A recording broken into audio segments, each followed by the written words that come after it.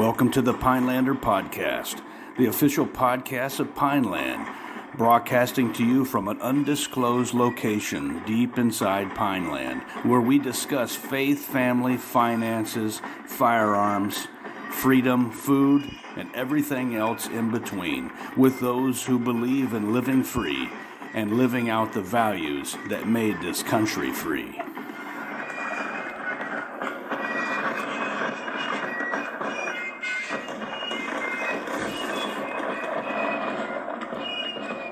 All right, welcome to the Pinelander Podcast. My name is Paul LaFavor. I'm here with my Ranger buddy, Mike Blackburn. Today is Friday, the 2nd of September, 2022.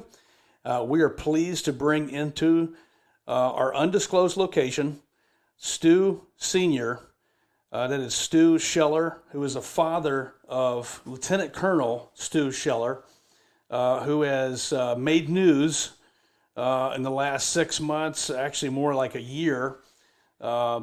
If you don't know who Lieutenant Colonel Stu Scheller is, he was a man who stood up, a battalion commander in the Marine Corps, who stood up for appalling integrity violations from his higher command.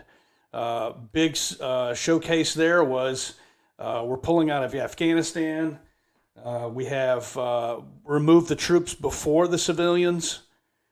We're removing troops at drawdown during the peak fighting season. Not only that, but we left 7,000 prisoners in Bagram Air Base. Okay, we decided to do the withdrawal in Bagram, right? And Stu Scheller, Lieutenant Colonel type, brought out all these problems, and he called out the higher commanders on this, called them to the carpet, and when he did that, he got body slammed, okay, by the command. He did 17 years, and not only that, but we brought on his father, Stu Sr. We want to talk about what happened. I want to talk about how his son is a hero. And before I go any further, I also just want to let you know his book, Crisis of Command, will be coming out in, I think, tomorrow. So, but without further ado, Mr. Scheller, I want to welcome you to the Pinelander Podcast. Thank you, gentlemen. I'm glad to be here. I appreciate it. And I think I'm looking forward to connecting with your listeners. It's a fascinating story. It is. And it's a story that I know needs to be told. I know it's talked about among the ranks, even though they got to keep it on the down low, but I'm sure it's discussed frequently. Well, I think that's, at least for me, really what was surprising about it, because the demand for accountability, typically we're all used to it at the enlisted level, the lower officer level. Your son is a lieutenant colonel. And when he was demanding accountability from the higher leadership, I think all of us, we were kind of just shocked because it is such a rare quality, a rare character trait anymore. We were all kind of like just mesmerized, like, is this for real? And he went after it, and he really had the moral courage to say what everyone was thinking. Absolutely. So let me ask you. You two are former Marines, correct? No, unfortunately, we're lowly Army guys. Yeah, retired Army. For those listeners out there, what can I say? But hey, let me say this. Let me say this. In the Army, did you expect that your higher-ups would be held to the same standard as you in terms of integrity, leadership, and accountability? Is that something that you expected? Was that reinforced? Absolutely. Or were you raised as a young recruit to say it only applies to the enlisted men and women? Yeah. So were you of the belief it went all the way to the top and back down? Integrity and accountability? Honor? I'm not going to speak for Paul, But I will tell you, in my own journey, and Paul and I both did. We're both retired, so we did full careers. Early on, you go in with all the expectations of that. I think as you progress through the ranks, unfortunately, we sort of notice the double standard that, number one, generally speaking, folks don't get to those high levels unless they're very political. And unless they're nodding their head yes. That's and correct. They're saying, yes, sir. And you start experiencing that. So by the time you get towards the end of the career, you're very much aware of a two-tiered system. Well, I think in Stuart's book, which I have obviously read a couple of times, he discusses that. And, people have even asked him, how come you didn't have how come you didn't have this reaction as a young officer? Well, you have to progress. And as he progressed through the ranks, 17 years, like you through your career, at 10 years, at 15 years, you started to probably see the double standard and the hypocrisy.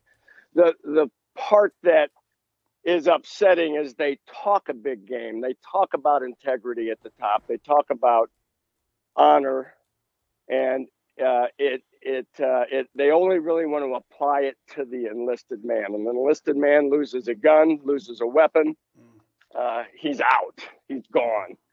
And yet we can leave $7 billion worth of weapons behind in Afghanistan. And by the way, some reports are a lot higher than that, but the latest news reports, the latest audit from the government is $7 billion. And it's just it was just too much for Stuart to take. He has always supported his men and women.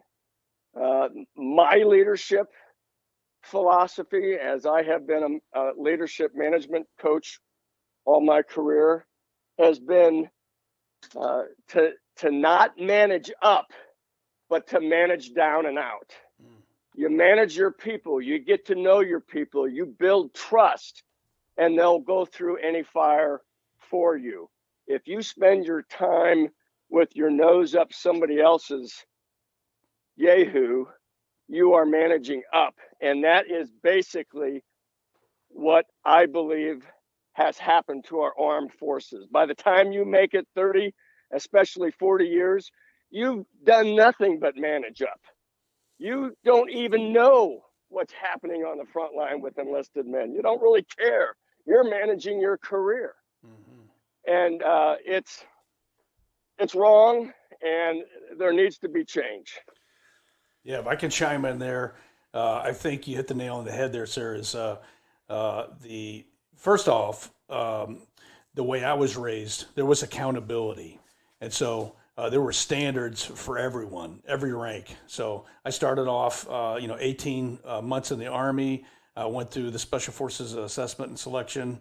I ended up going to first group, and then I was privileged to serve in 3 groups, 10th and also 3rd. But there was a standard, and everybody maintained that standard, at least when I was in.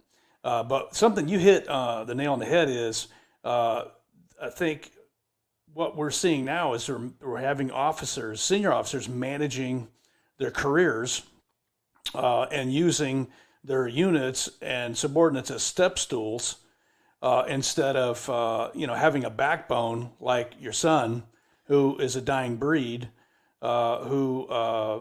he's accountable for everything he does or says, and he expects the same for everybody else. And so he makes So I'm sorry to cut you off. Yeah, go ahead. So we've touched on leadership, promotability, yes men. But let's talk about accountability. Let's talk about the definition of accountability. I have a few words that I'm going to throw out on the definition of accountability. To me, accountability is being honest, being transparent. It is admitting mistakes when we make them. It's learning from those mistakes. And if I'm going in a wrong direction, or if I've done something wrong or inappropriate, I would expect someone to call me out. Could be my wife on a daily basis. She's going to hold me accountable. Could be my kids, could be my boss, could be my subordinate. But it's somebody saying, hey, Stu Sr., I need to understand why you did this or why you're going there and what's going on with you. It's me owning up to what I've done in a transparent way, maybe giving someone a rationale. So let me ask you, what have I missed? What would you add to that definition of what accountability is, since it was reinforced to the two of you for your 20-plus year career? Well, I think you hit it on the head. Yeah. But, I don't think I can say anything better. Yeah. So let me ask you, did our senior generals accept any accountability for the complete, utter, disgraceful, botched withdrawal from Afghanistan? Absolutely not. Hands down, it didn't. And we have Frank McKenzie now going on NPR, CBS saying, yeah, I have regrets. You frickin' ought to have regrets, Frank McKenzie. I hope you can't sleep at night. There are parents out there that are still missing their children. And it's not just the 13. God bless those 13. They're kind of the poster children for the end of this war. But let's remember, it's 7,000 over the last 20 years that lost their lives. It's 8,000 contractors that lost their lives, former military. So that we're talking 15 KIA, and we're talking tens of thousands injured and wounded.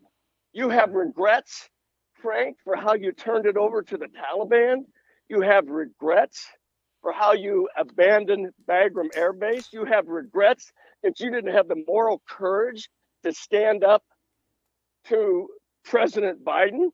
You ought to have regrets. It's shameful. Absolutely. Yeah, and we watched a slow train wreck, is what we saw. Yeah, it was building. It was happening. We knew it was happening. We knew it was wrong. Yeah. It's sad. And Kathy, my wife, and I, Stuart's mother, we've had a chance to talk to several Gold Star parents of the 13, and it's just heartbreaking. And yet, going back to accountability, Frank McKenzie saying, I regret that we did a drone strike that killed, 10 people, children, parents. I regret that. Yeah, you ought to regret it. But you know what? I just am blown away and flabbergasted that Joe Biden can't see it. And his handlers can't help him connect to the American people. He is so detached, and it's just sad. It's just very sad. And so we many Americans see it for what it is. It's not just the Afghanistan withdrawal. There's, I could go on for hours about the other issues going on in America. Yeah. But as patriots, we need to find our voice. We need to tell and talk with everyone that we know to say this is not the right direction for America. Well, I've got a hunch. Now, Mr. Scheller, you shared with us the fact that you've been involved in leadership, teaching leadership, developing leaders in the corporate world. I've just got this hunch that your son didn't learn accountability, honesty, transparency, humility, criticism, and all the things that you were talking about just during his 17 years in the Marine Corps. I have a feeling that those were probably ingrained and instilled in him as a young boy growing up. And because if he had relied solely on the Marine Corps, I don't think we'd be talking about him today. Well, we like most parents, we weren't trained. we didn't read Parenting for Dummies. We just made it up as we went along. My father was a former FBI agent. I used to be proud to say that. I'm not so proud anymore. of our current bureau and the leadership, but he was a federal agent for most of his career. And, I was 5 years old, put under the light bulb in the basement when I told a lie. And I learned real fast never to tell a lie again. In fact, I'll never forget. Of course, my dad would probably be sent to Children and Family Services now, but I had to go out to a tree and get a switch, a twig off of the tree. And I cried the whole way out, cried the whole way back in. I don't even think my dad hit me with it. It was just oh man, this is going to be bad. And, but that's how I was raised, and we raised our kids. I told my kids, we have a phenomenon in our culture right now. Everybody thinks it's okay to lie. And and with lying, the old saying, if your teenager's lips are moving, they're lying. Well, now it's if your politician's lips are moving, if your senior general's lips are moving, they're lying. If it's the media, they're lying. So what that does is it creates a lack of trust. Nobody trusts media, right or left. Nobody trusts anything they're hearing. And so when our kids were young, they, like most, tested the boundaries, tried to get away with stuff without mom and dad knowing it. That's just kids. And, you taught them that if you get caught lying, it's real hard to earn that credibility back. We won't trust you, and we're going to come down hard on you. And if you do it again, it's just that much harder to gain back privilege. So yeah, we reinforced a foundation of not lying. And that is brutal sometimes. If someone like your son, Stuart, adopts that, he'll tell you things that maybe you didn't want to hear. He'll tell you things on how you're parenting that maybe you don't want to hear, but he was honest, and that was his truth. And we reinforced to speak your truth. And so when Stuart, when he did what he did last August 26th, on the day of the Kabul airport bombing, he was speaking his truth. And like you said early on, he was probably saying what everybody in the world was thinking, but didn't have the moral courage or the platform or the uniform to say it. And he did it. And, my wife, Kathy, called him. We literally got in the car and drove to North Carolina from Florida when that happened that day. I think we took off Friday morning. He posted Thursday night at 10 o'clock. And we took off Friday, and Kathy told him, I don't know where you're at right now, Stuart, with your belief in God or a higher power, but he just spoke through you, and he's using you to change and impact lives. So, do your thing, man. We support you. And that's what we've been doing for the last 12 months. Yeah, that's absolutely awesome. And of course, we were all hoping that it would turn out differently, but well, how were you hoping it would turn out? Well, I was hoping for accountability. Yeah. Yep. Now you hope for it, and I'll be honest, I would have been shocked to have seen it, but you hope for it because there was nothing that your son said that was improper, okay, inconvenient. So the embarrassing, but none of it, none of it was a lie. Yeah, and it all needed to be said. Yeah, it needed to be said. The unfortunate part of it all, by the way, as you know, and your listeners probably know, and if they've followed Stuart at all, they know he's lost everything. He lost his pension. He lost his marriage. He lost his peer group. He lost his job. He lost a lot.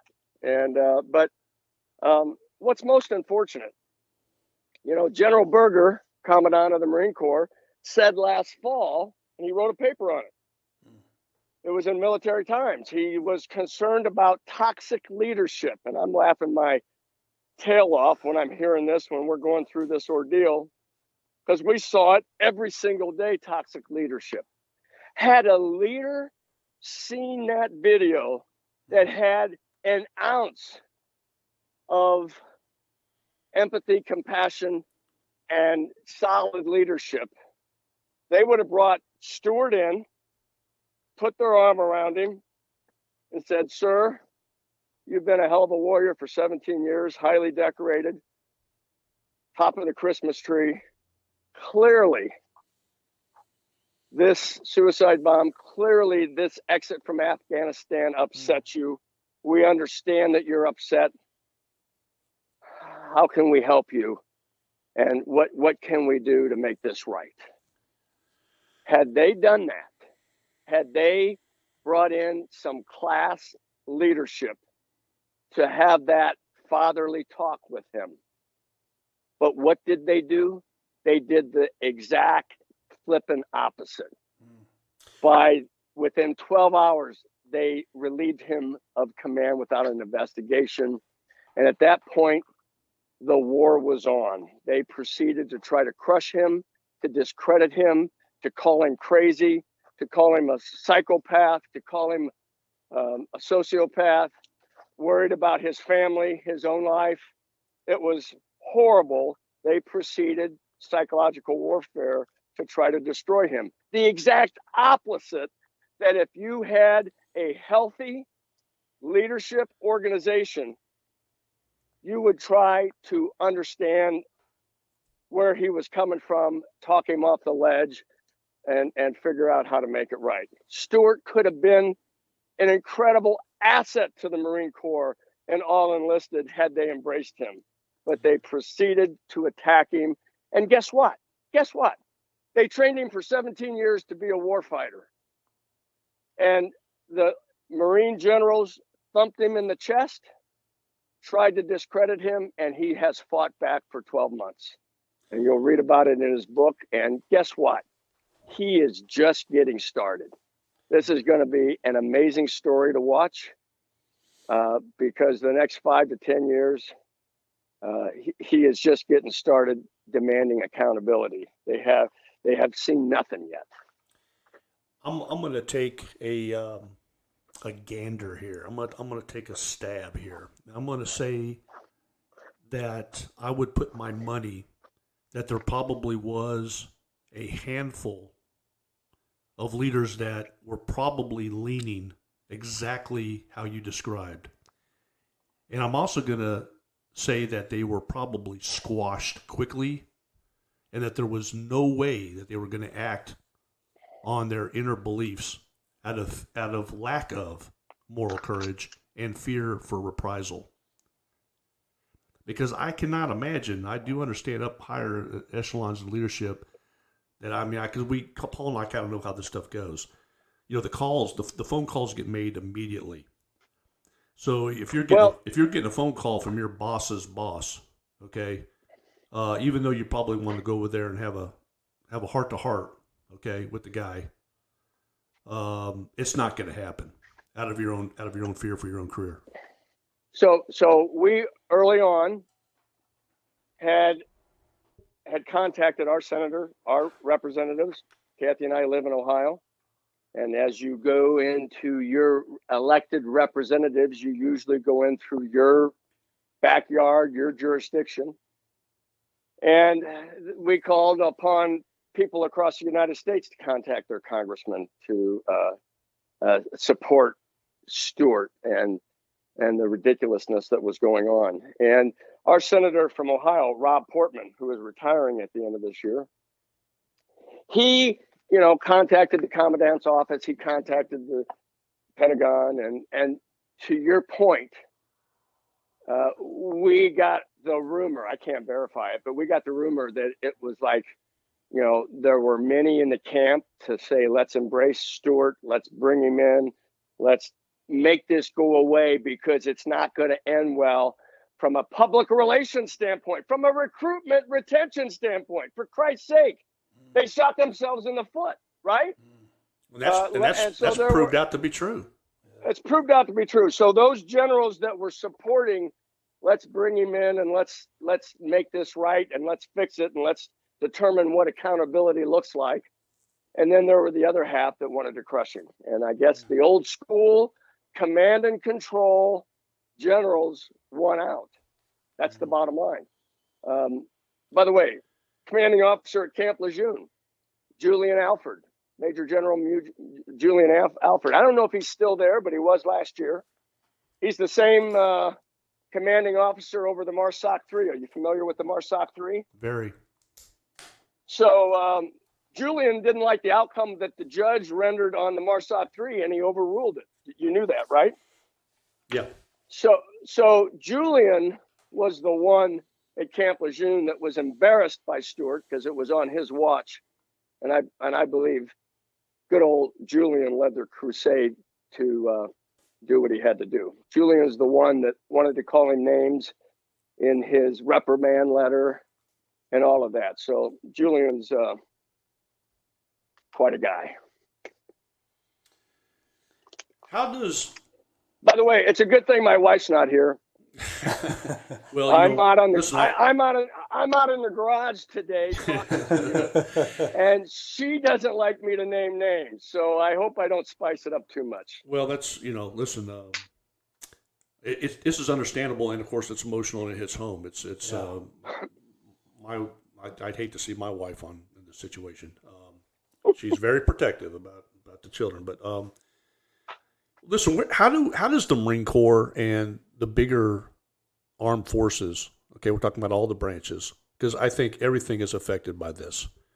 How do they what? What's your question? How do they what? Well, how do we listen? The damage is done. If you're so how do we fix this? Yeah, if you're in an ROTC program, okay, and you're getting ready to get commissioned, or you're a recruiter in Wichita, Kansas. Yeah, or a recruiter trying to even get enlisted guys. I mean, how are you undoing this? How are you fixing this? So if you brought me in as a senior management consultant, if the Department of Defense brought me in as a senior management consultant, well, first of all, it's not going to get fixed as long as we have JB as president and Lloyd Austin as the Department of Defense. Yeah. Period. Yeah, I agree. End of story. Yeah. So we have 2 years. So the first thing we got to do, and by the way, Stuart, let me go on record to say Stuart Jr. never wanted to make this political. He never did. It was all about accountability at senior military leaders. Unfortunately, at the Secretary of Defense, into the Pentagon, down to the Commandant, it's political. I'm not going to talk about my definition of woke. You brought it up at the beginning of this broadcast, but they are political. They are yes men.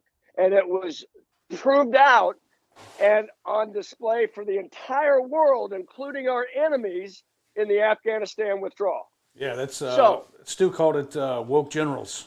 I mean, that's it. So you cannot begin to fix it until you have a new leader, a new POTUS, a new Secretary of Defense. First thing I would do, and if that new president and that new SecDef called me in as a consultant, I would say you probably have to clean house of the existing generals. Now, guess what? Do you think the existing generals don't know that? By the way, I didn't even serve, gentlemen. I'm a civilian. I'm proud of the Marine we raised, but don't you think they know that they're vulnerable in about 2 years, 2.5 years? They should. And if they don't, I hope they're listening to this because they are extremely vulnerable. So the first thing I would do is to send a message. And by the way, I would do this in the corporate world. If a board of directors called me in and said, our stock price has tanked, our sales have tanked, and we've got to save it to turn this company around, they probably need a new CEO. They probably need a new executive team. And I would go on down to the VPs and the directors, which in this case, in the military company are the 4-star, 3 stars. And you would have to show how many employees, by the way, are in all of the armed forces. How many? Take a guess. Yeah. How many millions? Yeah. Huge. Right? Yeah. So I would send a strong statement to the existing military personnel, to anybody that is even thinking about getting into the military. It is a campaign to say we're starting over. We are going to demand accountability, and it starts with a change in player personnel. You fix the leadership, and my son has said this, and so I'm stealing some of his lines. You fix the leadership, and everything else will begin to take care of itself. You fix the leadership, and you get the right people in the top 100 to 200 positions, and it will take time to change the culture, but you get the right leaders in place. And what's a right leader? A right leader, I mean, there's a lot of things. By the way, in Stuart's book that comes out on September 6th, in that book, in the last chapter, he talks about his 13-point plan on how to fix this going forward. And it's pretty straightforward.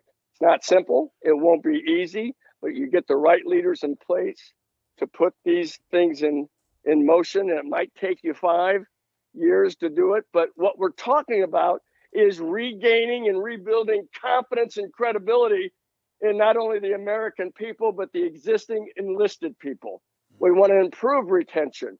We want to improve recruitment, and you can't do it unless there's a change, a significant change. Absolutely. And yes, it is coming out very shortly, but you can pre-order now. I see that you can go on and do the pre-orders now and get your copy. Yep. And that way you know it's Yep. going to be as soon as they comes hot off that press, you can have yourself a copy. But For those of you that like to run and listen to books, I think he even taped it himself, and he'll have an audio coming out. So that'll be fun for you guys that like to work out and get educated at the same time. Yeah, I know something that's a live nerve. What I love about what your son did is he was the only one that actually gave pushback. The only person that I've seen in the military that gave pushback, as everyone else is passing the buck. They're passing the buck around. You remember Truman had, on his desk it said, "Hey, the buck stops here." Well, those days they're gone, and I've seen that. I got out in 2009. I've seen the woke officers, and they manage their careers, and if they have zero, what's the word I'm looking for? Deficiency. It's sort of this risk averse military. It's the risk adverse that we've been witnessing, where people just don't want to take a chance. They want to play it safe. They want to make sure they're coloring in between the lines. Yeah. Are quick to throw their subordinates, like you mentioned earlier, under the looking bus. for a fall guy. Yep. No, you were saying? Absolutely. I don't know what I was saying. We stepped on you there. Sorry about that. That's all right. That's all right. We're good. The one thing I wanted to bring out also is the way this was handled. The way the Marines handled this whole thing. Just how, the whole thing ended up in a brig. How they're continuing to handle it. It's like now we're in this sort of damage control criminalizing mode. Now it's all the follow-on mainstream media articles, speeches of trying to color this thing something totally different. They're trying to after the fact sort of change what we all know and witnessed a year ago.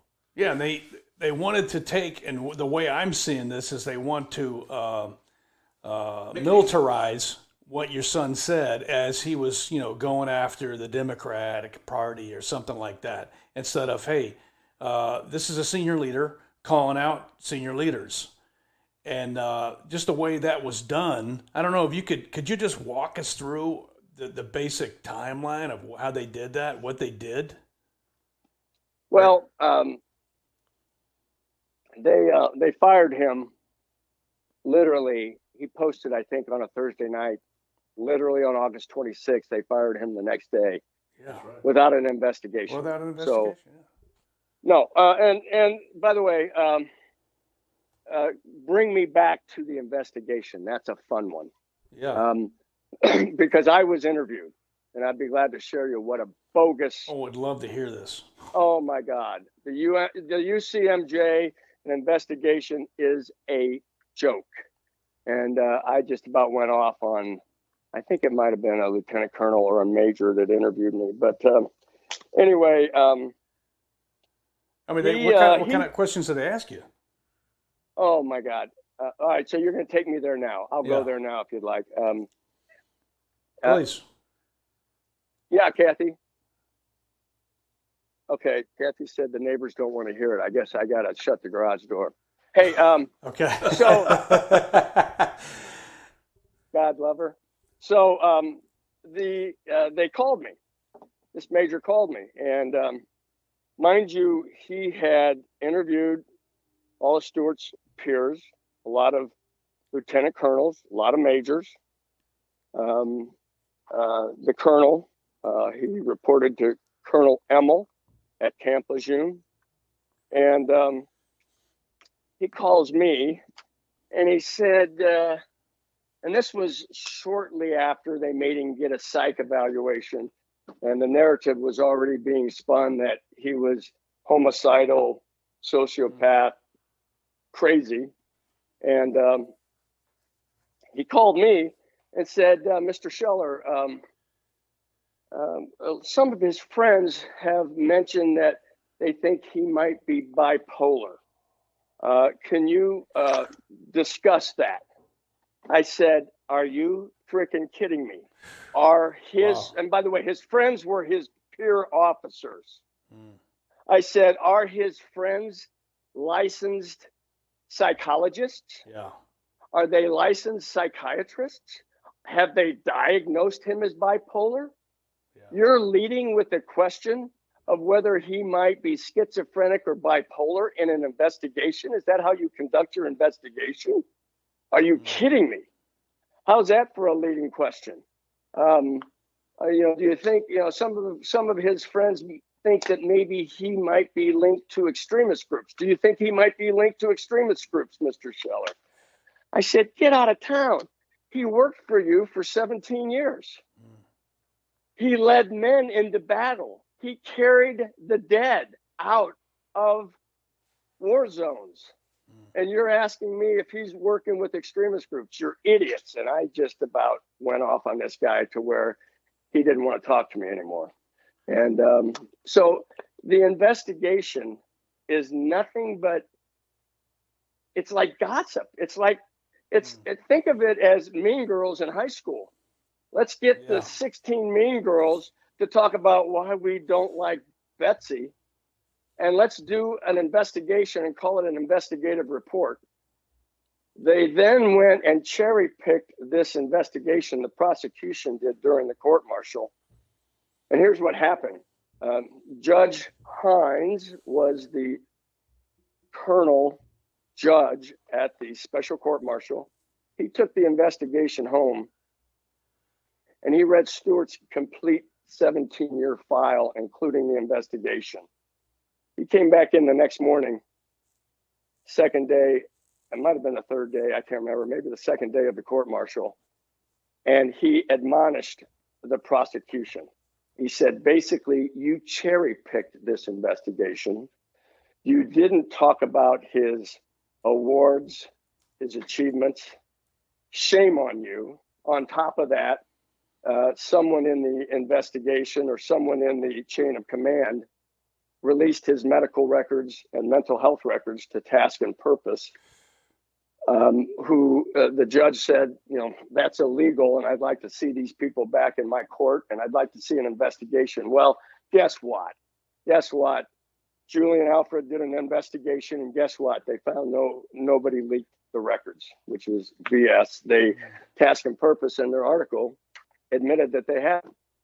So, it's the UCMJ, when a commanding officer like a Julian Alfred can choose the judge, can choose the prosecutor, can have the prosecutor and the judge that they pick the jury, and then if they don't even like the outcome, And by the way, the judge, the prosecutor, and the jurors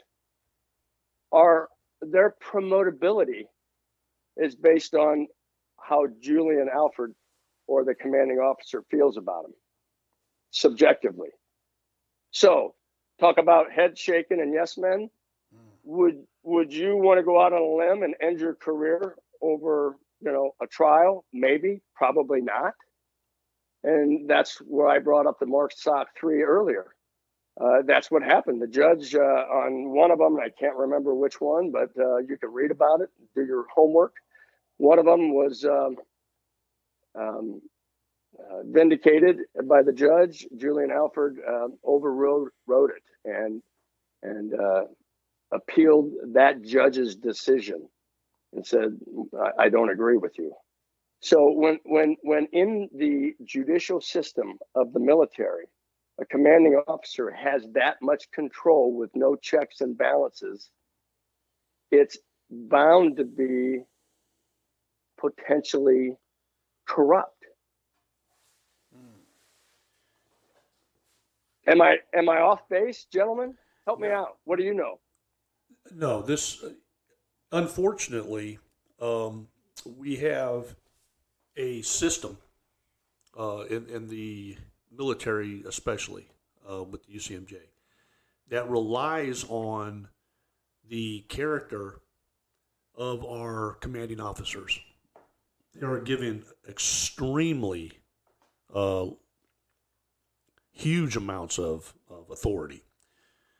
And we just all labeled them yes men that lack moral courage. So can you imagine in a case like Lieutenant Colonel Stu Scheller, if he called them out for a lack of accountability? They wanted to bury him. I'm no lawyer, but I'm going to say that they violated his rights. They violated Defense Department policy, just for starters. Just to line all that up, just the way they did. Yeah, and you were talking about the investigating officer. I mean, who formerly worked for Julian Alford. Yes, and they're handpicked.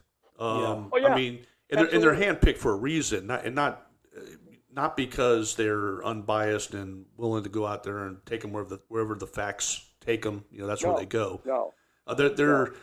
It would not surprise me. I don't know. I wasn't there. I don't know this individual, but it generally, they're brought in, and you understand what you have to do here.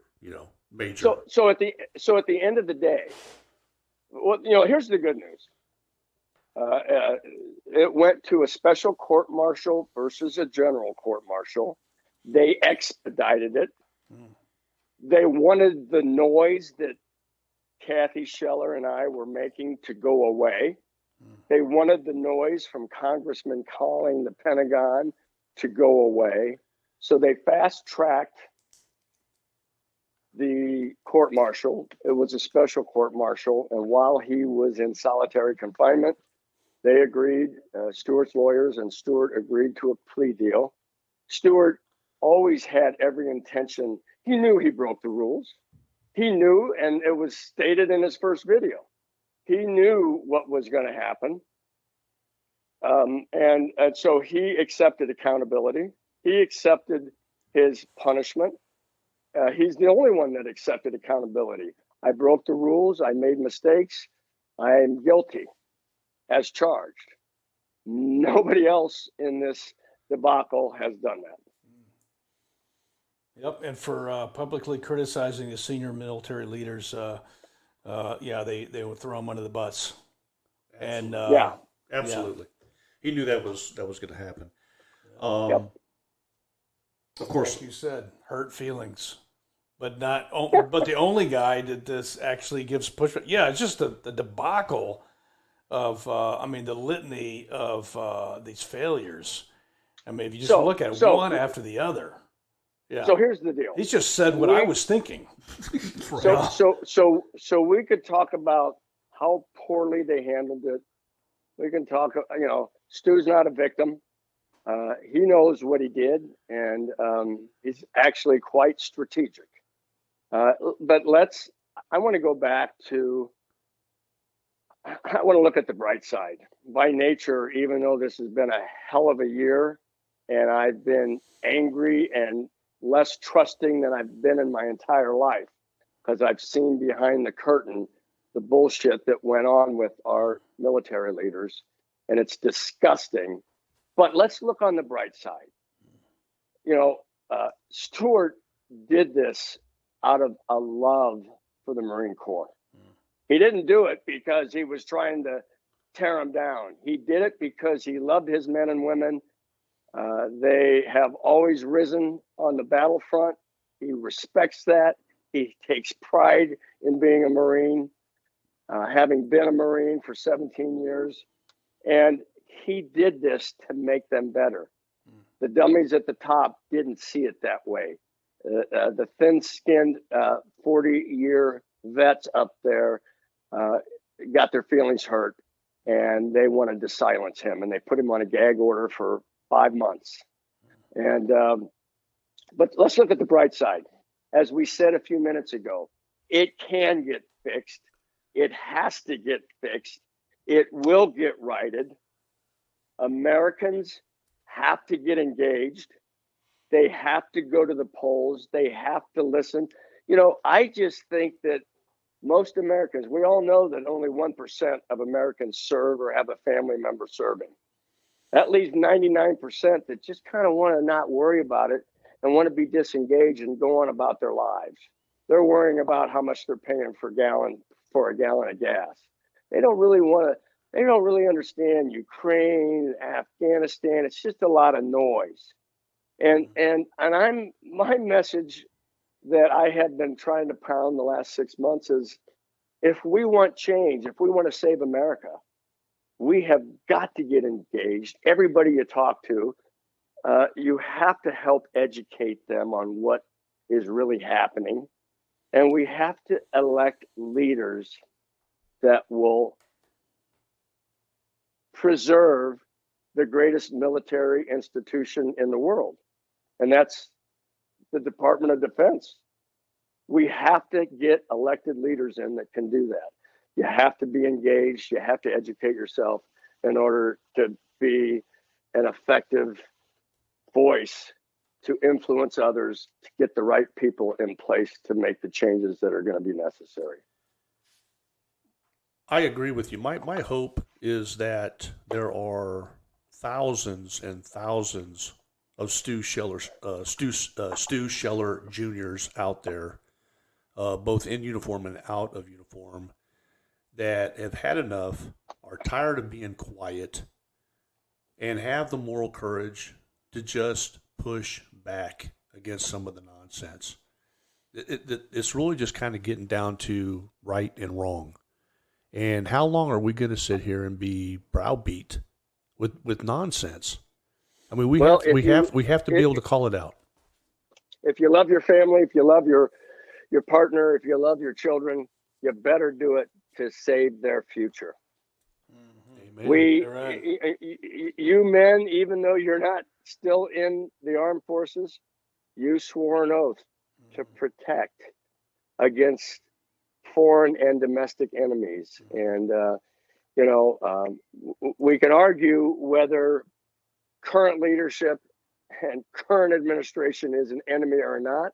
I don't want to draw that line, but I don't like the direction this country's going. And in order to save our military, in order to save our country, I think we've got to change. And the only way I can get people to do that is to ask them to engage, ask questions, listen to podcasts like this, educate yourself, go to vote in 2022, go to vote in 2024, find out who's on your ballot. I don't care if it's the school board, the town council, if it's your state senators and congress people, your governor, as well as the federal level. You've got to discern who has America's best interest in mind. They work for you. Absolutely, sir. Fantastic parting words is getting involved. If you want to save this country, if you want to save the military, if you want to save our institutions, You got to do something. we're going to have to get involved. We're going to have to get in there and defend Americana. Yeah, and for our listeners, if you didn't hear it already, Stu Scheller's Crisis of Command, How We Lost Trust and Confidence in America's Generals and Politicians, that comes out on Amazon September 6th, just a few days from now. So, sir, I appreciate you coming on the podcast today.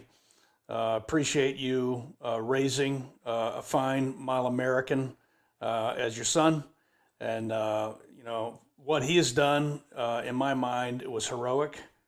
And so I'm a better man for knowing him and you. And I appreciate your wise words. And we'll all do well to put those into practice. Thank you, gentlemen. And for all you listeners, and especially those of you that are still active duty and serving, Kathy and I would like to thank you and your families for your sacrifice and your service. And keep your chins up. It's going to get better, I promise. Thank you. Amen. Thank you, gentlemen. Thank you, sir. Well, we hope you enjoyed today's episode of the Pinelander podcast. And if you enjoy our content, we hope you'll check out our sponsors. Blacksmith Publishing has been serving the warrior class since 2013. We have great titles written by warriors for warriors. And if you're looking for some cool apparel, head on over to the general store at Pinelander1776.com. We have all kinds of shirts, sweaters, jackets, stickers, you name it. You can probably find something in there to interest you. If you're interested in helping develop our country's next generation of warriors, people like Stu Scheller, consider donating to the American Agoge Project. Until our next meeting, remember to keep your head on a swivel, stay mentally and tactically smart, physically and spiritually strong, and socially astute. To each other, we pledge our lives, our fortunes, and our sacred honor. God bless Pineland. Semper Fi.